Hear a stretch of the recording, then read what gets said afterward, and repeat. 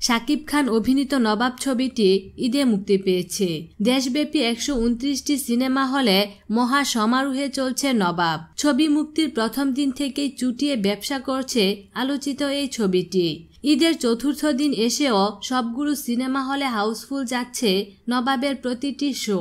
দর্শকদের উপচে পড়া ভিড় আর চাহিদা থাকায় অনেককেই নবাবের টিকিট না পেয়ে হতাশ হয়ে বাড়ি ফিরতে হচ্ছে। নবাবের টিকিট সংকটের কারণে চট্টগ্রাম ও গাজীপুরের কাপাসিয়ায় 2টি হল ভাঙচুরের খবর পাওয়া গেছে।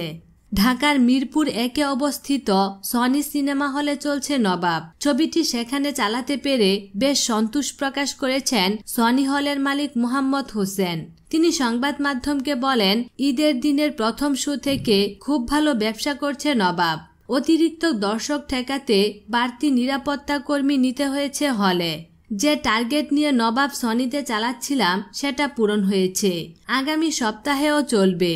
এমন ছবি যদি সবসময় মুক্তি দেওয়া যায় তবে মানুষ নিয়মিত হলে এসে ছবি দেখবে। রাজধানী বসুন্ধরা স্টার সিনেপ্লেক্সের মিডিয়া ও বিপণন বিভাগের সিনিয়র ম্যানেজার মেসবাহ উদ্দিন আহমেদ বলেন, আমাদের এখানে নবাব ও বস 2 দুটি ছবি চলছে। এর মধ্যে নবাবী দর্শকরা বেশি দেখছেন। প্রতিদিন 2টি করে শো চালাচ্ছি। সব শোই হাউসফুল। যেভাবে দর্শক নবাব গ্রহণ করেছেন আগামী সপ্তাহে তো চালাবই। তারপর ক সপ্তাহ চলবে এখনো বলতে পারছি না। এছাড়া রাজবাড়ির সাধনা সিনেমা হল, কুমিল্লার রূপালী সিনেমা হল, পাবনার রূপকথা, শরীয়তপুরের আলোছায়া, ময়মনসিংহের পূরবী, ভোলার রূপসী সিনেমা হলে ঈদের দিন থেকে নবাবের জন্য দর্শকদের বাড়তি ভিড়ের খবর পাওয়া গেছে। যৌথ প্রযোজনায় নির্মিত নবাব ছবিটি কলকাতা থেকে প্রযোজনা করেছেন এসকে মুভিজ।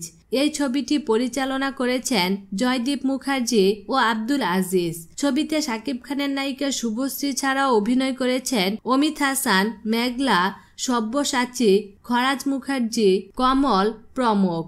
বিনোদন জগতের নিত্য নতুন খবরাখবর জানতে আমাদের চ্যানেলটিতে সাবস্ক্রাইব করার জন্য আপনাকে আন্তরিক ধন্যবাদ।